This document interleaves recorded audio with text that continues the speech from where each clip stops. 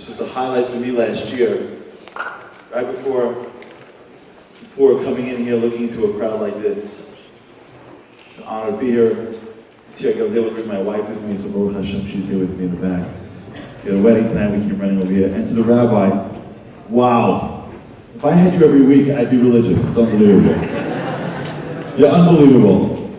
Really unbelievable. Hashem should bless you for many, many more years. You should inspire so many people and healthy family. Everything should be wonderful, and Hashem should give you this zechut to see with your eyes in health and happiness. And may Mashiach Tzidki and may come soon nowadays with your Amen. So I want to ask two questions, and then I want to tell you a story.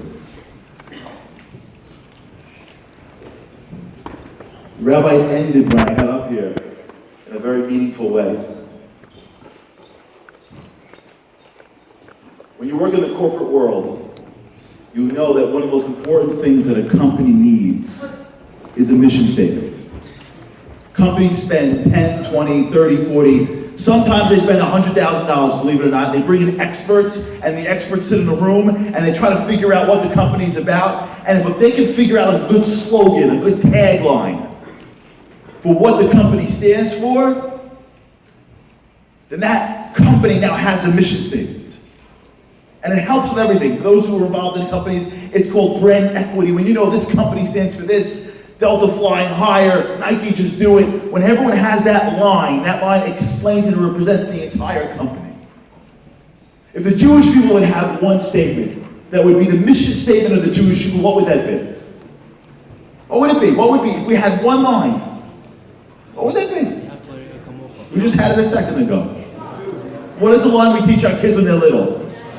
What is the line when someone, God forbid, is about to die? When he's the last thing on his lips? Isn't that Shema Yisrael?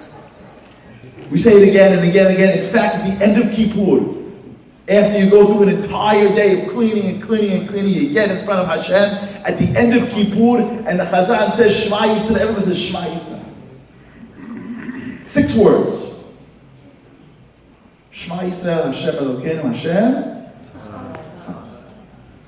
Shema Yisrael, I get. Listen, us. Hashem Elokeinu, I get. Hashem is our God. Hashem Echad.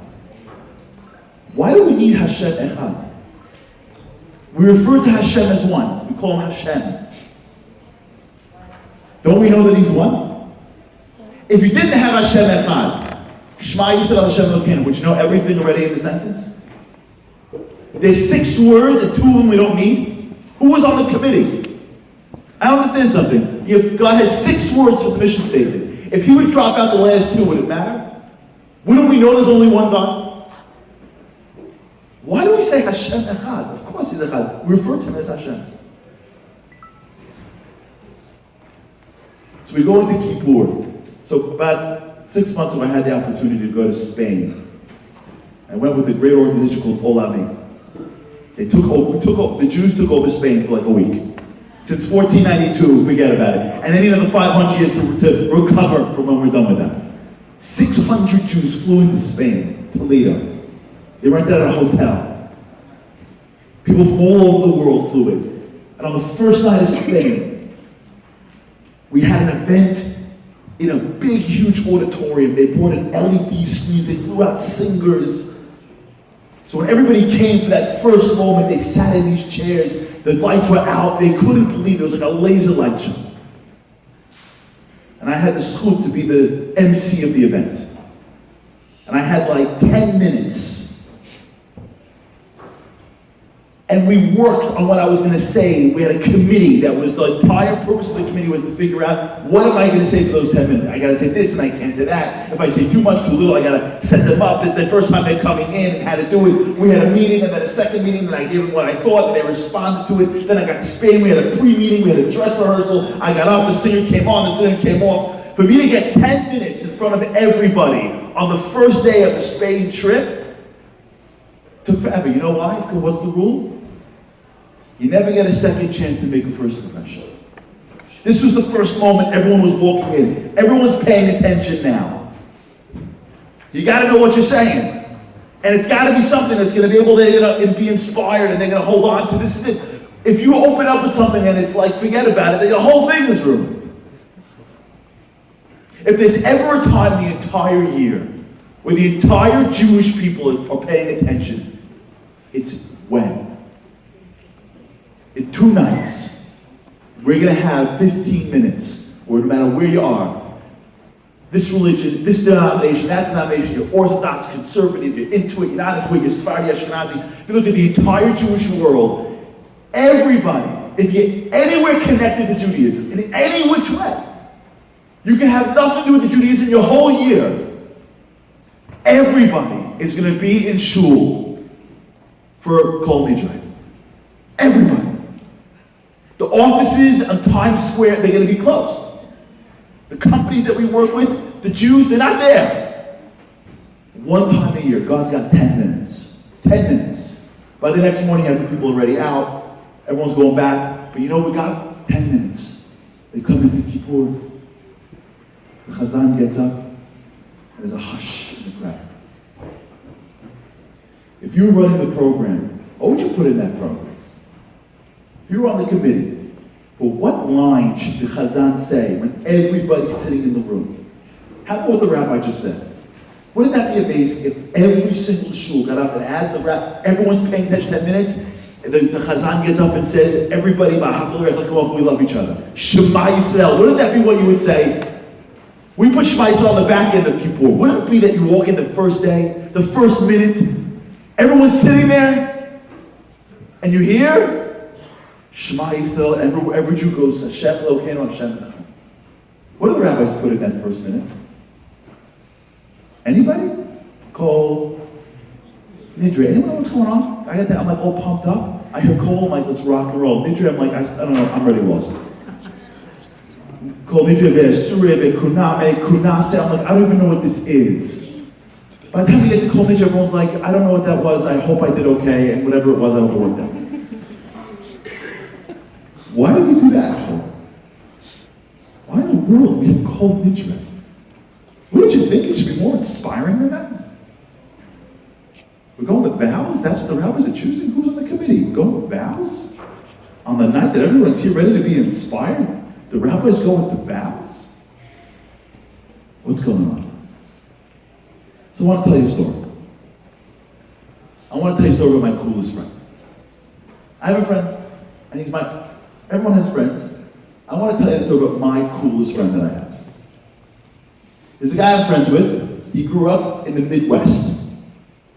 And he decided that he didn't want to just go to a regular college. He wanted to challenge himself. So when it was his turn to go to college, he was going to go to a college that nobody went to. So he literally got on a plane and flew to China. Most people have a problem with colleges in America that are in English. He went to college, and he didn't speak Chinese. And he got there, and from the minute he touched down, he was killing it. He picked up the language quickly. He got involved in martial arts and was awesome at that. And he became great. He was so popular that at that time, the president of the United States was a man named Bill Clinton. When Bill Clinton, listen to this, when Bill Clinton flew to China to talk about U.S.-Chinese relations, this guy wasn't a shot out. Bill Clinton's entire speech was all about this guy. Can you imagine? A Jewish boy from the Midwest. The entire China is sitting listening to the president speak about this guy. He killed it. He graduated, he went to law school there. He graduated law school, he came to America, he went to Harvard. After a year, he went to Yale. After a year, he was bored, never, he came to Columbia. I went to Columbia. We're sitting in the room together. It's a Friday morning in the computer lab. Because back in those days, computers were like attached to things in desks. Anyone at the age of 35, you know what I'm talking about. He looks at me and he says to me, he said, I'm a Jew, I've got a kippah on my head. And he wanted to let me know that he was Jewish too. So you have to like sneak it in. Sometimes someone wants to let you know that they're also Jewish. You can't just say, hey, I'm Jewish, it's weird. So like you sneak it in the back, you know what I'm talking about? So he looks at me and goes, hey. I'm like, hey. He's like, see, you're here, that it's Friday and you're here. I'm like, yeah, I'm here. I don't know who you are. And he says to me, well, because I know that there's a sundown on Friday. I'm like, I think there's sundown every day. And he's like, no, because of Shabbat. I'm like, oh, Shabbat, you're trying to tell me you're Jewish? Oh yeah, of course, absolutely, yeah, Shabbat. And he wasn't waiting for this. I said, I'm like, yeah, Shabbat. I'm like, want to come for Shabbat? He's like, nah, I don't want to come for Shabbat. I was just saying that there is a Shabbat. I'm like, oh, they want to come? He's like, nah, I can't. I'm like, I'm busy this week. I'm like, how about next week? He's like, I'm busy next week. I'm like, how about 2 weeks? He's like, okay, fine, I'll come. So he comes from Shabbat, it's the best. You know when someone comes over your house for Shabbat, you never had Shabbat before, and make all the rookie mistakes, you know what I'm talking about? My wife, God bless her, she comes out, he comes into the house, and he sits down, and my wife starts rocking and rolling, and she brings out the challah, soft, right out of the oven. He looks at me, he goes, can I take more than 1 piece? I'm like, don't be a rookie. He takes 4 pieces, you know what I'm talking about? I'm like, rookie. 4 pieces of challah, my wife comes out with the appetizers, appetizers, the salads, the meat, the whole thing, and the food keeps on coming and coming, his eyes are getting bigger and bigger and bigger. Finally, it's all over. He looks at me and goes, that was the best meal of my life. I said to my wife, goes, time for dessert? He goes, there's dessert? Well, there has to be dessert, it's Shabbat. He goes, after it's over, he literally limps into his room. I come visit him, he looks at me and goes, Charlie, goes, you guys have Thanksgiving every single week? I said, wait for tomorrow. He goes, there's a tomorrow? So as soon as this happens, by the way, you should only answer, that was it. He came the next week, and then the next week, and then this Thanksgiving. My kids loved him, he became close to the family, and everything was amazing. Now this guy, by the way, is the coolest guy. Not only is he brilliant in every single Ivy League school, the guy, think about how crazy this guy's got a gun in New York. He drives a motorcycle. You know what I'm talking about? You getting it? He's like James Bond with a brain. That's who he is. He was a huge, huge Zionist. He loved the state of Israel. And he would give, his parents had a lot of money, and he would give a lot of money to an organization called FIDF. It's an organization that supports Israeli soldiers. They went to a dinner once, he's sitting at a table with a bunch of soldiers. And the soldiers start talking to him. They go, tell me about your life. They go, yeah. He goes, where are you from? He goes, I'm from here, but I went to China. They go, China? What are you doing in China? He goes, well, I went for a couple of years. I went martial arts, and I came back. And they're like, what? Tell them. And he's talking, I got a gun, a motorcycle, Columbia, a Yale, this, that. They're like, oh my gosh, it's so crazy. Now at this point, he's already working in a big law firm in the city. He goes back to his firm, doesn't think anything. You know, he's schmoozing with 2 people at a dinner. 2 weeks later, the phone rings. He doesn't recognize the number. Picks it up. And they go, hi, this is so-and-so from the FIDF. He goes, huh? He goes, there was a vacancy in the program. That dinner that you came to, we were supposed to honor you with something. You give a lot of money. It was on the program to call you up and give you an award. Somebody messed up the program. And we want to give you an award. He goes, okay, just ship it to me. He goes, no. That's not nice. You're involved, I'm not shipping it to you. He goes, so what do you want to do? He goes, we want you to come to Israel, give it to Israel. He goes, I'm not coming to Israel for an award, come on. They go, listen, there's a ticket at the El Al desk for you. When you're willing to come, we'll give you the award. Free trip to Israel? I mean, we are Jewish. We'll take it. He goes to the El Al desk, Terminal 4 JFK, gives him the name. The lady looks up, sees the name, puts the thing, hands it back, first class. Not bad. Flies over to Israel. Remember that, those of you who are a little older, you remember, now when you fly to Israel, you walk into a terminal. I think 10 years ago, for those who remember this, when you would land in Israel, for those who are old enough to remember, when your plane landed, you didn't land in a terminal, you landed and the plane pulled up to the ground. Remember that? You would go down the stairs and then you would literally be on the ground in the tarmac. You felt like you were flying Air Force One. And then a bus would pick you up. So he lands, he goes down the steps, and as he goes down the steps, he walks up to the bus, and as he walks up to the bus, the stewardess comes up and taps him on the shoulder. He goes, yeah. He goes, are you so-and-so? He goes, yeah. He goes, you don't go on the bus. You go there. He looks over there. It's a black car. He's like, oh, okay. That'll get someone upset. Are they going to kill me? What just happened? So he walks into the car. The driver turns around and he goes, hi, how are you? Does say one word. He closes the door. The driver starts to speed out. And he's like, oh my God, is this Al Qaeda? Did I say something wrong? Is this the right? Is this Israelis? Did I do something? Did I say something? And he's like trying to remember. He's like, and the car starts driving. He's driving on some highway he doesn't even know. The car's going 100 miles an hour. And he's like telling me, and as he's thinking to himself, like, he can't call anybody, he doesn't have a cell phone on him. He's like, what does this mean? Are they going to kill me? I don't know. And as he's driving, it couldn't get any weirder. As he's driving down the highway, the car goes from the highway and then turns off-road. And now his car's like literally bumping in like through a forest. It's like boop, boop, boop. And he's like, oh my God, it's over, I'm dead. And the car's driving through, literally just zipping through trees. And then finally, after a little bit of a road, the car just stops. Like the driver goes in the most gracious way possible, get out. And he's like, sure, no problem, absolutely, I'll get out. It's been a pleasure knowing you, I'm sorry. Tell my mom I miss her, I love her. He gets up, he walks out, and he doesn't know where he is in the middle of the forest. And he sees in the distance 4 guys sitting around what looks like a shawarma joint. And he gets closer, and these 4 Israeli guys, like really like, they're acting Israeli, you know, they're sitting around like dipping olives in hummus, you know what I'm talking about? Drinking Turkish coffee with the mud. Talking 1,000,000 miles an hour, right? Yoni! And he sits down, and they're looking at him, he sits down, and he's like, yes. 4 guys look up, and they go, what are you doing in China? He's like, what? Like, yeah, China. Which China? What's in China? He's like, what's your father? Your father gave money, by the way. I have heard that your father gave money to Golda Meir. Really? When did you come to Israel? When did you start going to Israel? Where did you grow up? What school did you go to? Did you go to learn Hebrew growing up? And in China, what happened to China? Went to Harvard, Yale, you know, that's Jewish. When did you get found like this? And everyone, everywhere he turns, grilling. And he just answering, he doesn't know about it. No hello, no how are you? He's just answering questions. After 10 minutes of being on trial, they finally stop. They probably pass out some hummus. And he's like, can I help you? And he said, listen, we're part of the Israeli intelligence. And we are trying to get greater penetration into China. We got word from a dinner in New York, there's a guy who grew up in America, who's got blonde hair, blue eyes, speaks perfect English, and perfect Chinese, and is a Zionist. We've never seen someone like this. Would you consider joining the Israeli army and being in the intelligence? He calls me later and goes, what do you think?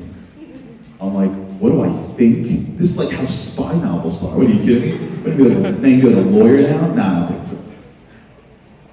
So he goes into his boss, worked in a big, huge firm in the city, made a lot of money. He woke up the next day, he walked into his boss, he said, I'm taking a year off. They go, there's no years off. He goes, I quit. He leaves, says goodbye to his parents, gives me a hug and a kiss, and off he goes. I don't hear from him for 5 years. Not a word, not a hello. I call, nothing. I email, nothing. 5 years later, phone call comes in, sitting at my desk. Hello? I'm like, hello? It's so-and-so. I'm like, for real? Like, am I gonna die now that I spoke to you? She's like, no. He goes, I get a vacation. I just finished whatever training. I have 2 weeks off. And I'm coming back to see my parents. And right away I remembered his parents live in the Midwest. And I said, wait a second. Your parents live in the Midwest. You're gonna have to get up to JFK. Fly to JFK. I'll pick you up at night. Spend the night in my house. And then book a ticket to go to the Midwest the next morning. That's fine. That's what he does. Flies to JFK. I pick him up. We go out for some food on Central Avenue in the 5 Towns. I look at him and I go, I want to hear everything. This is what he tells me. He says, I got to Israel and I gotta tell you something. Apparently being in the Israeli army is not what I thought. I thought it was like if you could run on the treadmill for like 10 minutes and you watch a bunch of army movies, like you're good. Not like that at all. It's hard work. God bless the Israeli soldiers. They work hard for us.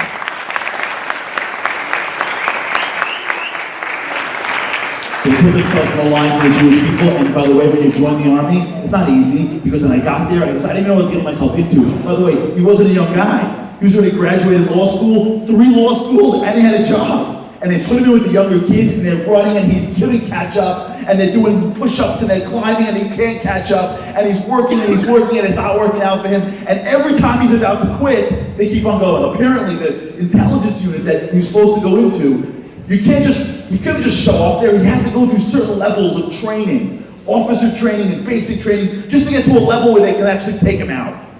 And he goes through the training 1 and he's about to quit, and they keep on pushing him through, and he's going through a year. And he goes through training 2. And he goes through training, and he keeps on year after year. He always asks himself, should I do it, should I not do it? And every time he's about to quit, they just push him through and they keep on encouraging him. And he finally gets to one more course. And now he tells me I've got one more course in which I have to pass. And if I can pass this type of officer course, then I reach a certain level, whatever that means. And when I reach this level, now the group that wanted me in the intelligence community can now take me and I can start working for them. My last course, can you imagine 5 years? What's the course? You have to figure out how to go somewhere. Whenever the Army has to go to a place, they teach them how to read coordinates on a map. If God forbid they have to go capture somebody, they got to teach them where the people are. It's not like you could put the address in Waze. It's not like, oh yeah, the terrorist is in 27 Ahmed Street. It doesn't work that way. You can go through Syria where there's traffic, go from Lebanon to the Shamistan. You teach your coordinates on the map, and then you got to go get the coordinates on the map. Okay, he's a smart guy. They give him the map, they teach him how to do it. He's in the Negev, and he's training and training and training, and then finally it's his turn. And all he's got to do basically is look at the map, go to the location, and if he can get to the location within a certain amount of time, he passes the test. And he's in this unique, small officer course. It wasn't a regular course at all. Okay. So his final comes, the day of the final. He wakes up in the morning, it's 5 o'clock in the morning, they're ready to go. He wakes up, puts on his uniform, he walks into the tent. They tell him, here's the deal. These are the coordinates. He walks into the room, he looks at the map, and knows exactly where it says. I got this. This guy's brilliant. I gotta go here, you get 5 minutes, he looks at, I got 5 minutes, I got it, he looks at his team, gets his 4 guys, gets his Jeep. Because I gotta go here, I got it. Okay, ready? Everyone good? Everyone ready? Let's go. All the guys get in the Jeep, and off they go. 5 minutes in, things are great. 4 minutes in, things are great. 3 minutes in, things are great. Looking out into the future, into the fire. And he actually sees all the way in the distance the area that he has to get to, and he's like, I got this. And he's getting closer and closer, 3 minutes, 2 minutes, a minute and a minute and a half in, all of a sudden he hears, pop. He spins to the right, he goes, what was that? They go, I don't know, sir. And the car starts going out of control. He goes, what just happened? He goes, sir, I think we just need something. I think we blew out the tire. He goes, what do you mean you blew out the tire? He goes, I think we blew out the tire. He goes, wait, aren't you watching where we're driving? We trained on the desert to drive. You didn't see where you were going? He goes, sir, I'm sorry. He goes, did you check the tires before we put them on? He goes, we checked the tires. He goes, how do we blow out a tire? You're trained for this. We're commandos. How can you blow out a tire? Don't you know how to drive? He goes, sir, I'm sorry. He goes, you're supposed to watch where you're going. I got a minute left. I'm going to fail my test. He goes, sir, what do I do? He goes, pull to the side. He goes, what do you do? He goes, stay here. He goes, but you can leave everybody here. He goes, stay here. He goes, leave here. He goes, you guys are all incompetent anyways. I'm going to miss my test because you can't drive. He goes, forget you people. And he starts running himself. He's 45 seconds to go, but he's got so far to go because he's not even in the car anymore. And it's 30 seconds, and it's 15 seconds, and now is the time he's got to be there. And it's 10 seconds late, it's 30 seconds late. He's now a minute late. He comes running up to the door a minute late, and he goes in and he has to opens the door, and he goes to the door, and it's locked. And there's a sign on the door that says, you failed. And he's like, you gotta be kidding me. I got 5 years, this guy can't drive. Holy cow, he was so... He said he was like, someone punched him in the gut. He starts walking back to the car through the desert. By the time he's walking back, they fix the tire already. They go to pick him up, and like, sir, it's like, don't. They're like, sir, it's like, just don't. They put him in the car. Everyone's quiet. He goes back to his barracks. He goes into his room. He sits on his bed. He's like, I can't believe that just happened. What kind of luck is that? He knew where he was going. The guy, he's sitting there, his commanding officer walks in. And as he walks in, the commander looks and he goes, what are you getting so upset about? We're watching you. Relax. Like everyone, this is called training for a reason. Tires blow out. Are you losing it already? Relax. We watched you. We saw what happened. We saw you were close. The tire blew out. It's not your fault. Stand up. You're a soldier. Tomorrow morning, you get another chance. He goes, really? He goes, yeah. He goes, okay. The next morning comes, 5 o'clock, he goes back into the tent. Looks at the coordinates, he goes, wait, these are much harder. And they go, what do you think, it's going to get easier? No, this is the Israeli army over here. It's going to get harder. He looks at the map, he goes, I don't even see the building. And then he realized what it is. The building was behind this mini mountain sand dune thing. And he looks at his team and he goes, okay, here's what we gotta do. We gotta drive the Jeep, and we gotta park here, and then we gotta literally scale this little mountain and walk across the mountain single file. And then right behind the mountain is this little area, that's where it is. It's in this gas station right here. Everybody good? Yes. We're all on the same team? Yes. He goes, check tires like we check tires. We check tires like we check the tires. We're ready to roll? Yeah, everybody get on? Okay. Gets his team, they get in the Jeep, off they go. They got 5 minutes. And the guy's driving super carefully. He's looking at him every second. He's driving. He's watching where he's going. And the Jeep goes through the desert. It zips through all the areas. 3 minutes in, it pulls in exactly what's going on. 2 minutes, they're ready to roll. They pull up right next to that mountain. And they got to jump on this mountain. And I didn't explain this, man. I don't understand it. He basically climb around the mountain, single file. And right around the mountain, that's where the building is he's got to go into. He's climbing around the mountain, and they get all their gear, and the guys start going single file. He's in the front, single file, 1, 2, 3, 4. And as they go around the mountain, just when they're about to finish, he hears, ow, ow. He goes, what was that? The guy goes, I don't know. He asks the guy, he goes, the fourth guy, he goes, what happened? He goes, I don't know. He turns to me, what happened? And the fourth guy goes, I think I broke my ankle. He goes, what do you mean you broke your ankle? He goes, as I was coming up the mountain, as I stepped down on the small little ledge there, I cracked my ankle. He goes, what do you mean you cracked your ankle? You're a commander. No, these are tiny little mountains. We train on these all day. He goes, what do we do, sir? And it's like it's a broken telephone. He goes, what do we do, sir? He goes, leave him. He goes, so we can't leave him. He goes, I can't miss my test twice. Yesterday you guys can't drive. Now the guy can't climb. What are you kidding me? What? I'm not going to give you another chance. They go, what do we do, sir? He goes, I don't know. He goes, leave him. He goes, sir, we can't leave him here. He goes, leave him. And now it's already 30 seconds left. He wasted a minute on these guys. 30 seconds left. Him and one other guy keep on running. One guy doesn't know what to do. And they climb down the mountain. They start running to this gas station. And as they're running, by that time he's 15 seconds late, he's 20 seconds late, he's 30 seconds late. He goes right to the gas station. He finds the space he's supposed to find. And on the wall is a sign. He failed.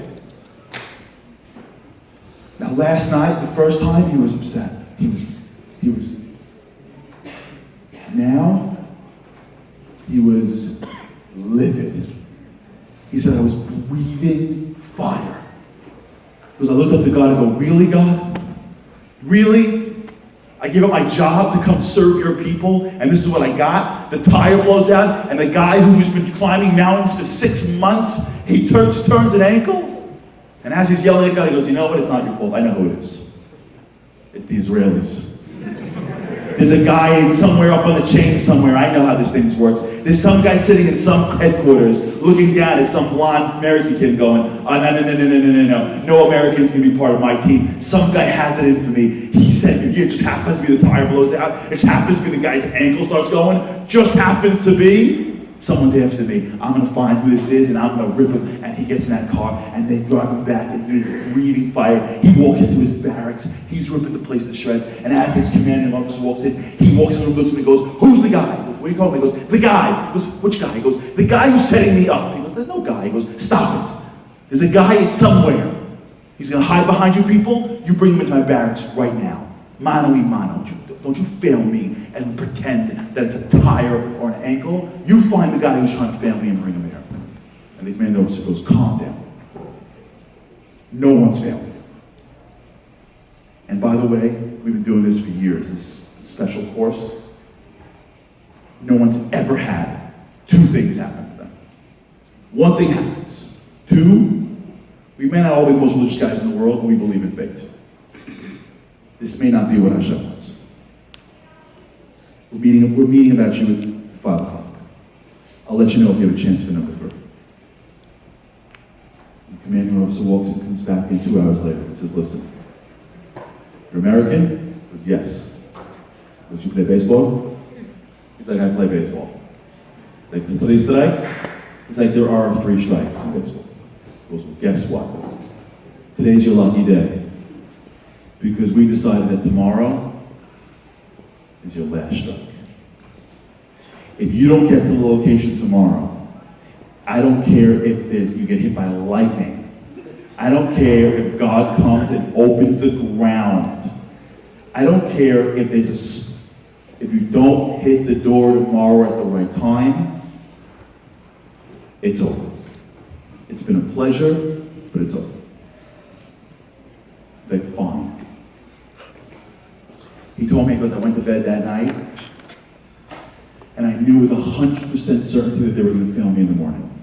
There's no question. Someone had it in for me. I may have said the wrong thing. I may have looked the wrong way. It's a very small knit group. Someone said to themselves, I don't want this guy. And whatever's going to happen tomorrow is going to happen tomorrow. And he goes, and I'm such a tough guy that I know that if I fail tomorrow, I'm going to leave this country and I'm never coming back. And I love this country. Because I went to bed in tears. This would be my last night in the country that I love. Because when I went to bed, all of my memories, you know, like, ever have like the last day of camp? You remember like when you first got there and your friends, and the last day of school when you were a freshman. Because I'm sitting there in bed, it was my last night in Israel. And I'm thinking about like, holy cow, how did this all start? I'm thinking like, the dinner, the phone call, the trip to Israel, landing, getting the lady tapping me on the shoulder, go here to the black car, getting in the car, the guy going 100 miles an hour. I was so scared. The guy turns off-road, I'm going to die, then I realized that Israeli drivers can do stuff like that and they're all safe. The pumping along, the stopping, the four guys, the olives and the hummus, the black Turkish coffee, the yoni tablet, all that stuff. And I'm like, I can't believe it. That was so crowded. And then as he's thinking, he goes, wait a second. That night, there were four guys there. And I only saw three of them. One of the guys, wait a second. That night, that guy said something to me that when he said to me, that was why I signed up for the Israeli army. What did he tell me? That's right. He told me that when you're part of the Israeli army, this is a band of family, and you never leave your family behind. And I said to myself, family? I could join the family. What happened to that guy? Wait a second. My second year, I was going to quit. I was on a plane home. That guy spoke to me. That guy. He's the one telling me that I'm part of the family. And that I have responsibility. And that I end up in China for no reason. And that God put me there because I'm servicing that was the guy. Wait a second. In my third year, I went to a seminar. It was in some place, in some classroom. That guy gave it. And you know what he said at that seminar? That what it means to be an officer in the Jewish army is that when you see your men behind, you never go forward if there's a man behind that gets left behind. You don't keep on going if your men are behind. You don't fight for the mission, you fight for your family. And if there's someone behind you that's behind, he's your brother, you don't keep on moving if you're going to leave a guy behind. You always turn around and make sure the people behind you are all good. Wait a second. He's talking about how their tests are being sabotaged. Wait a second. They're not trying to fail me. They're trying to pass me. I'm taking the wrong test. The test isn't whether I get to the door in time. The test is what happens when I'm about to get to the door and one of my men go down. Do I turn around and help my guys? Or do I worry about myself and get to the door? They're testing to see if I'm going to take care of I'm taking the wrong test. He said, I got that at 2 in the morning. I didn't sleep the whole night. 5 o'clock. I stood up at the door. My commanding officer walked in. He goes, you ready for it? I goes, I'm ready. He goes, it's going to be hard. He goes, I got it. He goes, we got the new Jeep view. This tire will fine. He's like, I know the tire's okay. He goes, we got your new team. All their ankles okay. He goes, I'm sure their ankles are just fine. He walks in the tent, he looks at me and goes, well, this is super hard. Like, we're Israelis. Like, yeah. He's like, I don't know, get here. Looking at these coordinates, he's like, I need 2 Jeeps. Like, you got 2 Jeeps. He's like, okay. He brings in the team. He goes, we got to go here. We got to stop here. We got to go here. We got to go here. He goes, everyone good? He goes, yeah, but sir, we checked the tires. Like, I know, I got it. He goes, sir, we're going to tie our shoes. I trust all of you. You good? He goes, you got 7 minutes. 7 minutes? If you don't hit it, he goes, I know. If I don't hit it in 7 minutes, I'm out. Got it. Can we start? They go, good luck. He gets on, he gives him a little pep talk. He puts 2 guys in the Jeep, the 4 guys each, 4 guys in the Jeep, the engine, and off they go. 7 minutes in, life is perfect. 6 minutes in, life is perfect. 5, 4, 3 minutes in, he's doing great. And around 2.5 minutes, the call comes in off on the radio. So we got a problem. And he can feel the anger coming up. And as the anger comes, he tells himself, this is the test. He pushes it down. He goes, what's the problem? We got a problem here, and this is going on here. We get shot at. We got a problem. He goes, I got it. He goes, spin the Jeep around. And the guy goes, sir. He goes, spin the Jeep around. He goes, sir. We spin the Jeep around. He failed. He goes, spin the Jeep around. He goes, but he goes, spin it around. Our guys are in trouble behind me. He spins the Jeep around. He goes to the seat. He secures this guy and that guy. Whatever the protocol they teach them to do is. These guys say, that's going to say that. He goes, sir, you got to go. He goes, I'm going to go when you guys say that. He goes, but sir, you're going to fail. You tried this 5 years, you're going to fail. He goes, I'm in charge here. I'll go when I'm ready to go. And he checks these guys, okay, and he secures these guys, and he takes these 2 guys who come with me, everyone good, everyone's safe, everyone's going, okay, everyone good. And he takes 2 guys who goes, jump in, he goes, but sir, he goes, you wasted 3 minutes. He goes, but at least you guys are safe. He goes, but you're gonna fail. He goes, I don't care if I fail. And the Jeep goes, and they're running off, and he's looking at his watch, and he's now 30 seconds late, and he's now a minute late, and he's now a minute and a half late, and the Jeep stops. He's looking at his watch, he's 2.5 minutes late, he sees the thing he has got to get to behind something. He goes behind the garbage dumps, and he's got some things that he go through, and as he goes running into the door, in his head he is thinking, I'm failing. He goes, but I don't care, because I did what I needed to do in this world, and I had to take care of my guys that the leader would be. And he goes right up to the door, and he had to push the door open, and as he had to push the door, he's like, it's going to be locked, and he pushes it open, and it's open. If this would happen in America, by the way, there'd be like balloons from like the sky. Congratulations! We flew in your grandma. You worked so hard to take 9 months off. They're Israelis. The guy's like, Beseder, go do something important. Why in the world do we say, Hashem Echad? Give me 5 minutes. Stick with me now. This is the Kippur. You know how we say Hashem Echad for? Let me tell you how life works. Every single one of us comes into this world, and we have 2 parties that are at war. Part of us has something called a body. You know what that body wants to do? Sleep. You know what the greatest, you know when the body is at its highest? Do you ever wake up in the morning early? You know that feeling you get when you wake up early and you're like, I'm gonna die, you know that feeling? And you look at the pillow like as if like you're breaking up with your pillow. And you're like, goodbye pillow. I miss you so much. I was gonna go out with my friends on the weekend, but I'm just gonna stay with you the entire time. You know what I'm talking about? You ever get the feeling sometimes when you wake up in the morning and like, let's just maybe get up at 6, let's say. You ever wake up like at 6 and you wake up, you're like, oh, I'm gonna die. And then you look at the clock and it's 5. It's like as if someone gave you $1 million, right? Like I get another hour to be unconscious. There's a God in this world. Because you know what our body wants? Us to be comfortable. We can be mediocre. That's okay for the body. As long as you stay comfortable, don't make that phone call. Don't try that thing. Don't try, you may fail. Don't get up early because you may die of tiredness. Don't not eat everything in sight because you may die of starvation. All the stuff that keeps us mediocre is our body saying, be comfortable, be comfortable, be comfortable. But then you know what we have inside that body? God gave us the most great thing. He gave us this thing, which is a piece of Hashem. One of the great mistakes that we make in life is that we think that when I speak to people, they tell me, Charlie, you don't get it, I'm interested, I'm not interested, I'm religious, I'm not religious. I'm like, do me a favor. What you have inside you right now, if you're sitting in this room and your eyes are open, the reason why your eyes are open is because what's powering you is not your body. What's powering you is your soul. And what your soul is literally a piece of the divine. Everyone in this room has more spirituality than you'll ever need your entire lives. You never have to be into it. You have it, it's programmed. A Jew never has to be spiritual. A Jew just needs to reveal the spirituality that they already have. And that soul says to you when you're growing up, be great. Don't be comfortable. Get up. Try try. You may fail, but you'd rather fail and try. That soul says to you, even if it tells you, go do this, the reason why we're walking around is because that thing inside us is called a soul that gets us and goes, what, are you happy with this world? You come from another world. Now, every one of us grew up somewhere.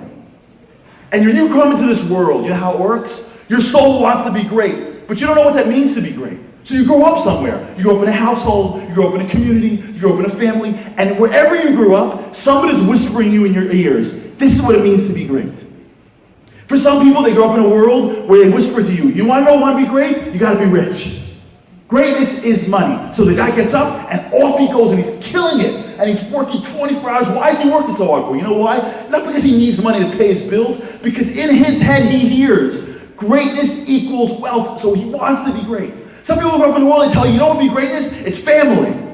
And that person wants to get married right away. Why? Because in his or her heart, they told them. Some people it's Ivy League schools. Some people it's what job you get. Every one of us grows up in a world where someone tells us. Let me tell you what it means to be great.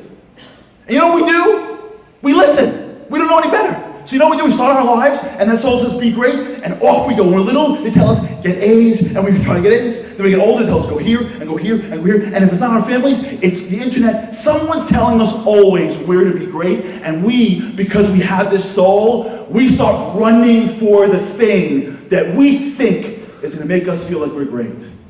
But here's the problem. Even when we get it, we don't feel it. We think that, you know what life is about? What I get. You see the door? That door? That's the door of greatness. And if I hit that door early, I'm going to feel it. So we all get up in the morning and we go running after that door. And for some of us, that door's got a dollar sign. For some of us, that door's got family. Everyone has the door that you're all running for right this second. And you are sure that if I hit that door, I'm going to feel greatness. And you know how we turn to Hashem? You know what happens after we believe that door is there for us? We turn to God and go, here's the story, God. I got to get the door. You know what you need to do? Help me get to that door. You work for me. Amazon.God. What do you need? Prayers? Here you go. Kosher food? It's yours. What do you need? I'll give you what you want. You want to dip apple in honey? I'll pour honey down my whole throat. What do you need? You like when I put a chicken on my head? I'll swing a chicken, I'll starve. You tell me what it is. You know, I was sitting here by Erev Kippur, because when we were little, they told us that if you want to get to the doors, stand before God, before Kippur, and you keep on saying things, and he will just read the book. Read the book long enough, he will like you, and then he'll give you the things to get to the doors you want to go to. That's why deep down we don't want to be at Kippur. We want Kippur to be over. That's why the greatest night of the year is Motzei Kippur, when you finally eat that first thing and you're like, wow, I don't have to do this again for an entire year. Because I don't want to be here. I want to be at the door. And most of us think that you know what life is about? Hitting the door as early as we can. But that's not life. Life's not about the door you get to. Life is about who you become along the way. Because along the way of getting to the door, you know what God does? He throws things your way. The tire blows out. The guy turns his ankle. Because what he's trying to do is to get you to realize that as much as you think you want to be great, you know who wants to be greater than you? Hashem. You would not be here, the Jewish people, in 2019 if you weren't in this world, because God wants you to be a commando. This whole like I'm a nothing type of Jew has got to stop. You would not be picked to be part of the Jewish nation right now at the end of time if God didn't say each and every one of you is my commando. I don't care how old or young you think you are. I don't care how regular you think you are. If you're sitting here today, you're not regular. And the goal of life is not what you get. You should get things. We should have everything we want. The goal of life is who you become along the way.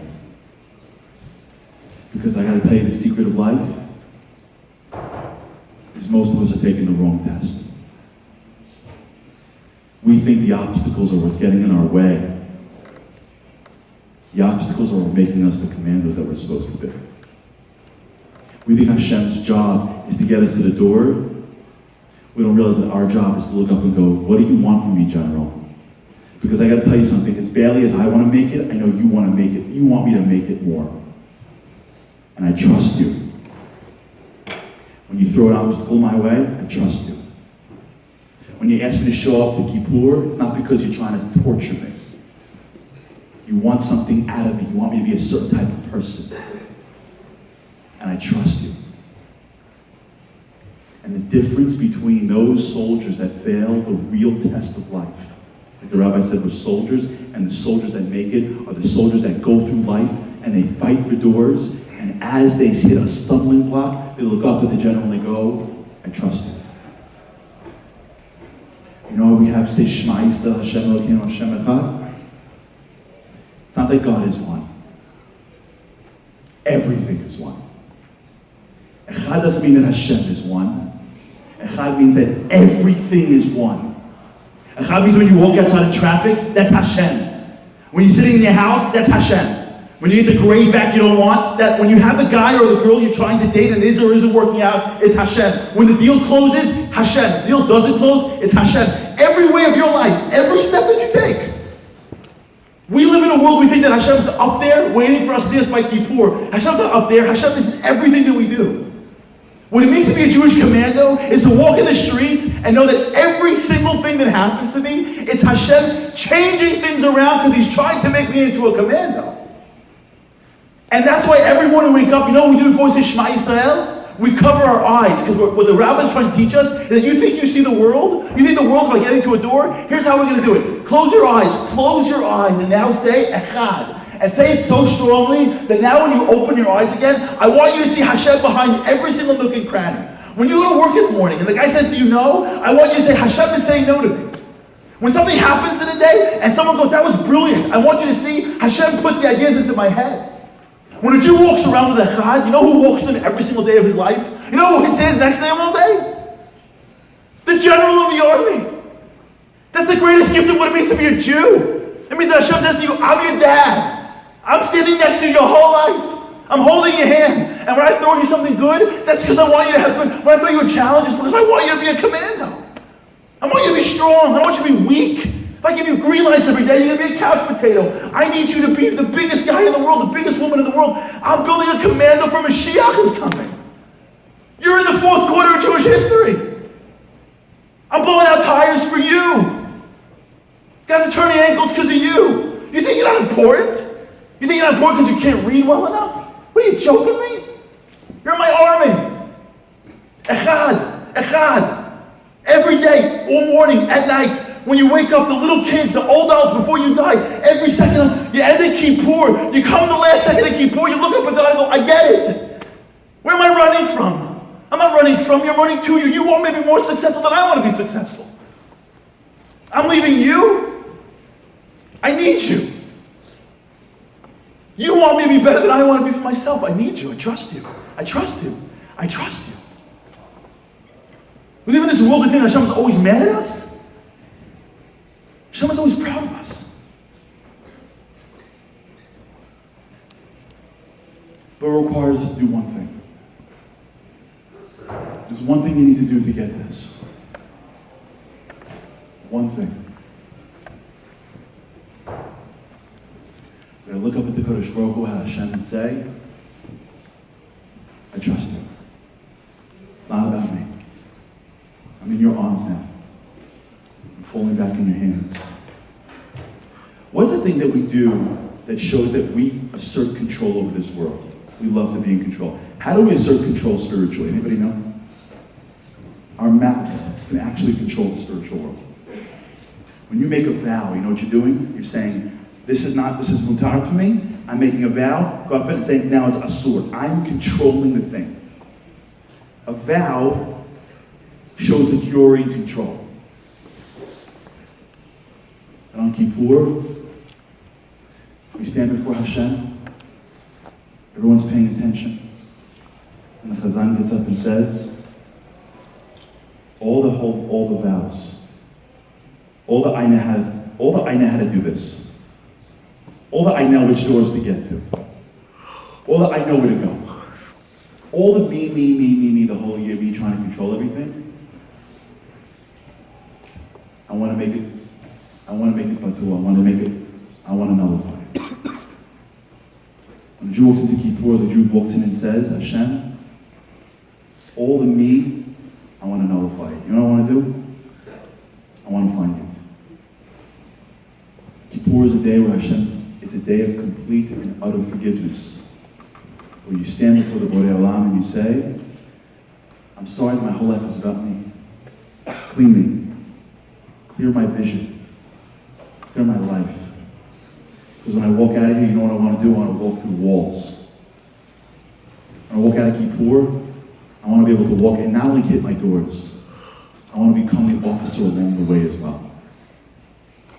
And the only way you do that is when you look up to Hashem and you say, I trust you.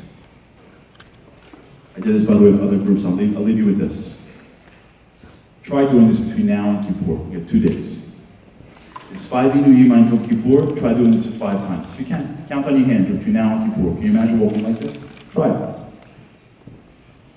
Every day when you hit a block, any stumbling block, the small blocks, little traffic, or God forbid anything worse. The first time you hit a block every day, the first time you wake up in the morning and something doesn't go right, before you react, just from now to Kippur, it's 2 days from now. Look up to Shemayim and you say, I trust you, you're the general. That's it. Keep on going through your life. You hit it on a block, you look up and you go 5 times, I trust you. My bracha is that we should start to take the right test. My bracha is that we shouldn't get to the end of our lives thinking, I hit my doors, and they go, hit your doors. You know how much I wanted you to become an officer, hit a couple of doors? All the stumbling blocks I threw along your way were there to make you the biggest person you're supposed to be. You just never trusted me. I believed in you, believe in me. And when we come to Kippur, we say, I trust you. We walk into Kippur, and throughout the day, we try our hardest to look up and go, I want to see you. I want to be with you.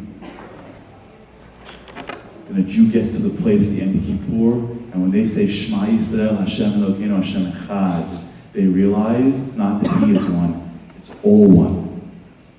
You come out of Kippur, and you look at the world, and you're looking at a different world. You get different glasses on. That's what it means to be a Jewish commander. That's what each and every one of us are supposed to be.